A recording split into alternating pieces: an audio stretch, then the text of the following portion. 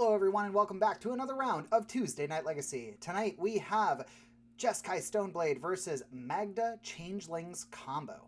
On the left you have Fred playing a Jeskai Stoneblade list. Now this is the classic tempo deck that uses Stoneforge Mystic to gain massive advantage early in the game, maybe dropping a Cauldron Complete into play on turn 3, turning that sideways for 4 turns. That's going to win you the game. This is backed up by a bunch of removal such as Prismatic Endings, Swords to Plowshares, and hard permission counters like Force of Will and Force of Negation.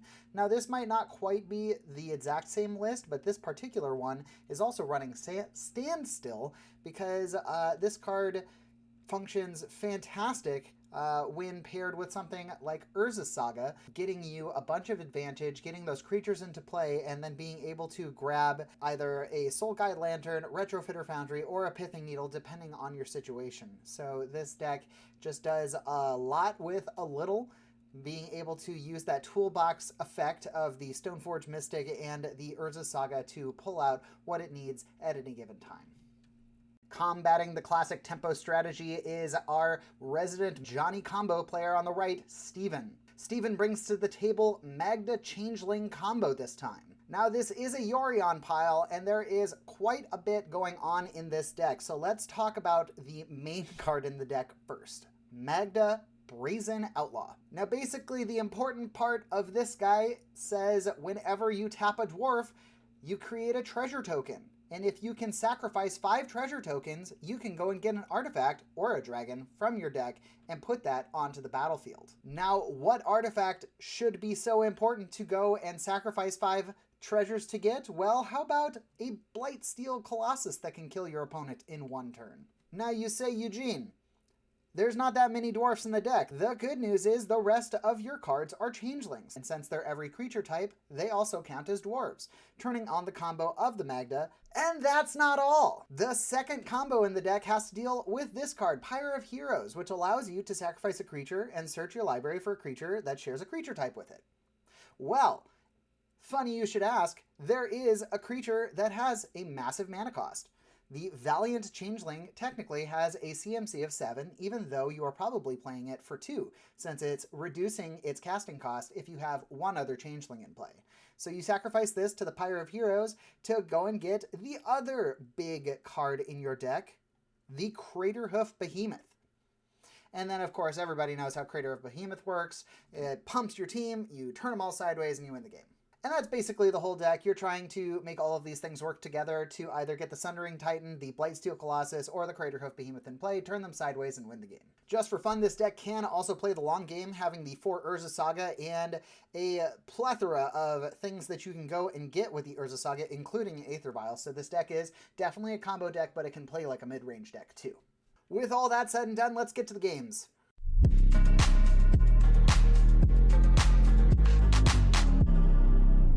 All right, we have Fred on the play. Let's go ahead and get started. Just a Flooded Strand into pass. Steven plays a Cavern of Souls, naming Dwarf, and plays a Changeling of some sort. Changeling Outcast, so this Changeling can't be blocked. And can't block either. Good card for the Ninjutsu deck. I don't know if this really helps. I guess this helps with like a Craterhoof Behemoth situation. Your Changeling Outcast can't be blocked. So you get in for however much damage. Fred just going with a Brainstorm, the end of turn. Set myself up here. Oh no, I guess that was turn 2. We got the Umezawa in play here, and we see the Unsettled Mariner coming into play. This is kind of a grindy card seen in some Death and Taxes lists. Maybe in Modern. So also human lists, because whenever permanent you control comes to target spell or ability, this is basically Ward before it was Ward. Everything gains Ward 1. Fred does not do anything besides play a land, and that is because he is going to make a construct with that Umezawa. We see the Valiant Changeling coming into play. We have a 3/3 with double strike on the field now. Steven pretty happy with this progression.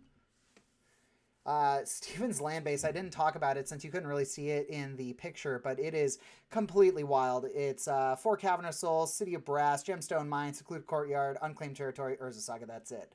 So anything that he can name a thing and generate any color of mana, since his deck has so many mana restrictions or mana requirements. Steven crashing in for 7 here. Decides to put one of the constructs in front of the Changling. Because it has double strike, it just kind of dies the Changeling unaffected.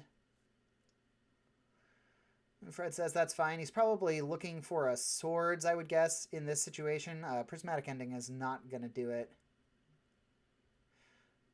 Fred going and getting the Retrofitter Foundry off of that Urza Saga trigger, and with this Stoneforge Mystic, he's grabbing his Batterskull, a classic card in the Death and Taxes list. Don't see it in the Stoneblade list much, but Fred's running a lot in his Stoneblade list. He's got the Batterskull, the Cauldra Complete, and the Umezawa's Jitte. We see a Pithing Needle. I think Steven just named the Retrofitter Foundry to kind of remove the ability to create Thopters or 4/4s.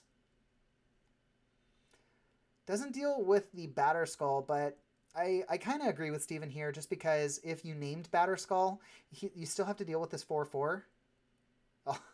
Although Fred did have that Prismatic Ending for the Pithing Needle, so no worries there. A Ponder setting up, getting that nice card selection, ready to drop in that 4/4 at the end of turn here. Steven probably really would like to find that Pyre Heroes at this point. Ooh. Drop in an Imperial Recruiter into play. I don't believe that's actually in his list. But he's going to go and get Magda with that. Magda is setting up his combo here. Magda costs 2. Can't put that in yet. That's going to be next turn, depending on if Fred allows that to resolve or not. So at the end of turn, here's that Batterskull into play. Fred kind of playing the long game. I mean, with the resolved Batterskull and nothing really threatening it.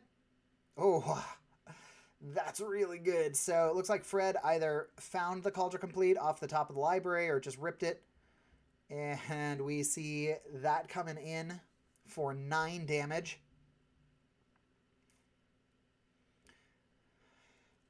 Just throws the Imperial Recruiter under the bus. Magda coming into play, immediately catching a Swords to Plowshares. Feels pretty bad. Cauldron Complete's going to wrap up this game in probably 2 more turns. Steven still turning that Changeling Outcast sideways. We see... Well, I'm not entirely certain what just happened there. I don't see a removal spell in Fred's graveyard. Oh, it was the Snapcaster Mage with the Swords to Plowshares. So 1, 2, 3, 4, 5, or 4. Yep. And that's going to wrap that up nice and quick. Steven conceding to the overwhelming advantage brought about by the Stoneforge Mystic with those brutal equipments on the field. And we are into game 2. An early Aether Vial for Steven is always a good thing to see. Being able to play that mid-game, get some extra stuff into play here. We're seeing a Mox Opal and the Automaton, the Universal Automaton, the artifact that is every creature type. Following up with the Urza Saga. Steven not able to drop anything into play with that Aether Vial when it was removed with a Prismatic Ending.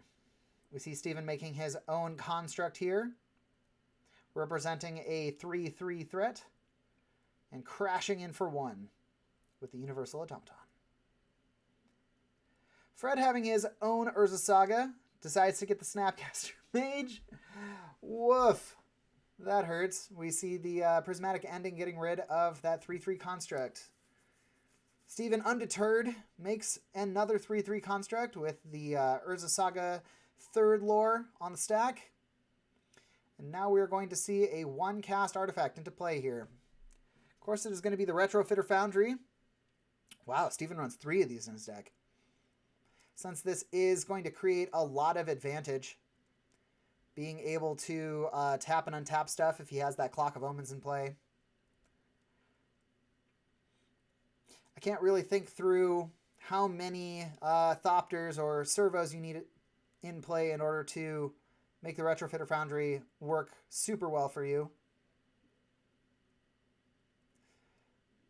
But I'm sure he's got all kinds of... Steven knows how these crazy combos end up working. Ooh, 1 white mana. Golly. Fred just ripping these prismatic endings on top of the Snapcaster Mage.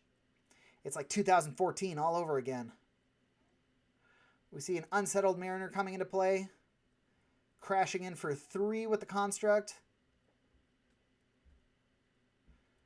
And that is going to get a Construct on Fred's side, as well as his own Retrofitter Foundry. It's a little bit of a mirror match here.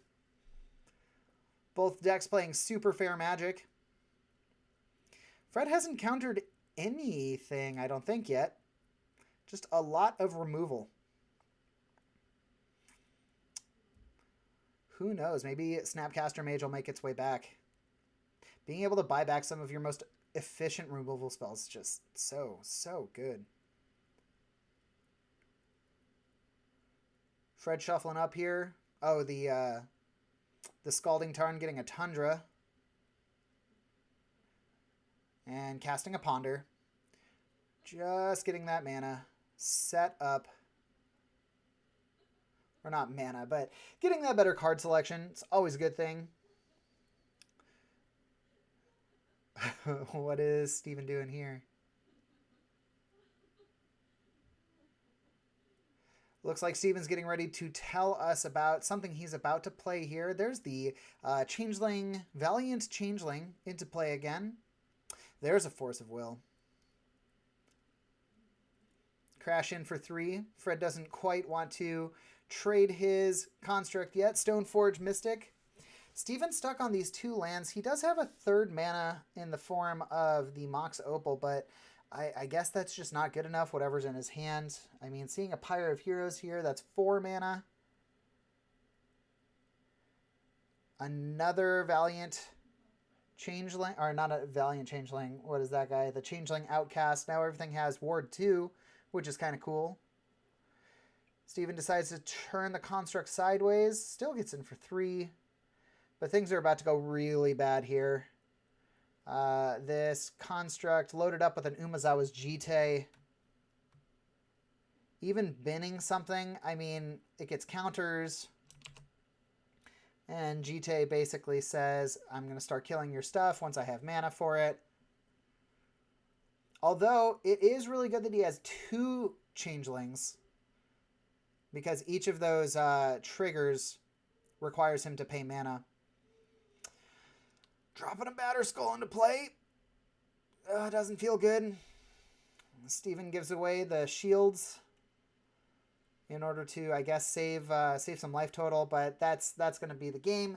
Steven concedes, and Fred takes it 2-0. A pretty wild set of games there. Fred having great control of the board state pretty much 100% of the time. Unfortunately, Steven wasn't able to assemble any of his combos, so the Jeskai Tempo deck takes it 2-0. Thanks for stopping by, everybody. If this is your first time here, please consider liking and subscribing to the channel. If you want the deck lists, they are in the description of the video, and the visual deck lists are on our Instagram at Tuesday Night Legacy. Thanks as always to Spellhold Game and Collector Legion for allowing us to record in their play space, and that's going to do it for us this time. I am Eugene, and this is Tuesday Night Legacy. We will see you next time.